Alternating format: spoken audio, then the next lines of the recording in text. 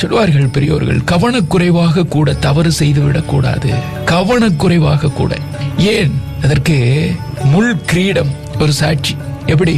இயேசுபெருமானின் முள் கிரீடம் அவருக்கு பரிசாக தரப்பட்ட தோட்டத்தில் வளர்ந்த முச்செடியிலிருந்து செய்யப்பட்டது. பெரியோர்கள் சொல்லி இருக்கிறார்கள். சிமியோன் என்பவர் தனக்கு தொழுநோய் இருப்பதாகவும் அதை குணமாக்கி தரும்படியும் ஆண்டவராகிய இயேசு கிறிஸ்துவிடம் முறையிட்டாராம். ஆண்டவரே, இந்த பயங்கரமான நோயிலிருந்து எனக்கு விடுதலை தாரும் என்று கேட்டிருக்கிறார். அவர் அவரிடம், உன்னை சுத்தமாக குணப்படுத்த எனக்கு வல்லமை உண்டு என்று விசுவாசிக்கிறாயா கேட்டிருக்கிறார்.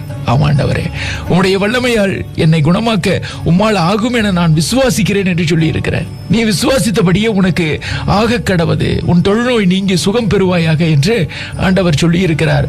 அப்படியே சிமியோனும் சுகம் பெற்றிருக்கிறார். அப்போது சிமியோன் இயேசுபெருமானிடம், ஆண்டவரே, என்னை குணமாக்கியதற்கு நன்றி காணிக்கையாக நான் ஒரு சிறிய திராட்சை தோட்டத்தை தருகிறேன், அதை நீங்கள் ஏற்றுக்கொள்ள வேண்டும் என்று வேண்டி இருக்கிறார். அதனை தனக்கு வேண்டாம் என்று இயேசுபெருமான் சொல்லி இருக்கிறார். ஆனாலும் சிமியோன் வற்புறுத்தி அதை அவரிடம் கொடுத்து விடுகிறார்.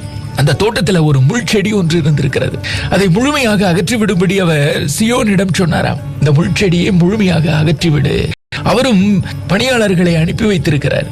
அவர்கள் வேரோடு அதை அகற்றாமல் மேல் பகுதியை மட்டும் வெட்டி சென்று விட்டார்களாம். நாளடைவில் அந்த செடி மீண்டும் முளைத்திருக்கிறது. இயேசுபெருமானின் மீது பல புகார்களை சொல்லிய தலைமை குரு அவருடைய தலையில முள்கிரீடம் வைக்க ஆணையிடுகிறார்.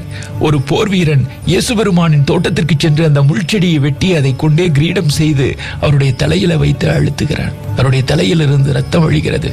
அப்போது சிமியோன் அதை பார்க்கிறார், அழுது புலம்புகிறார். ஆண்டவர் சொன்னபடி முழுமையாக அந்த செடியை அகற்றாமல் நான் விட்டுவிட்டேனே என்று புலம்பி இருக்கிறார். நம்முடைய தவறுகளையும் பாவங்களையும் வேரோடு அழிக்க வேண்டும், இல்லை என்றால் அது நம்மையே திருப்பி தாக்கும். பைபிளில் ஒரு வசனம் உண்டு, தன் பாவங்களை மறைக்கிறவன் வாழ்வடைய மாட்டான், அவைகளை அறிக்கை செய்து விட்டுவிடுகிறவனோ இரக்கம் பெறுகிறான். இந்த சிந்தனை நமக்குள் பதிவாகட்டும். பாவங்கள் இல்லாத புண்ணிய பலன்கள் நிறைந்த ஒரு வாழ்க்கையை வாழ வேண்டும் என்கிற சிந்தனை எப்போதும் நமக்குள் இருக்கட்டும். அன்பாய் இருப்போம், என்றும் அன்போடு இருப்போம்.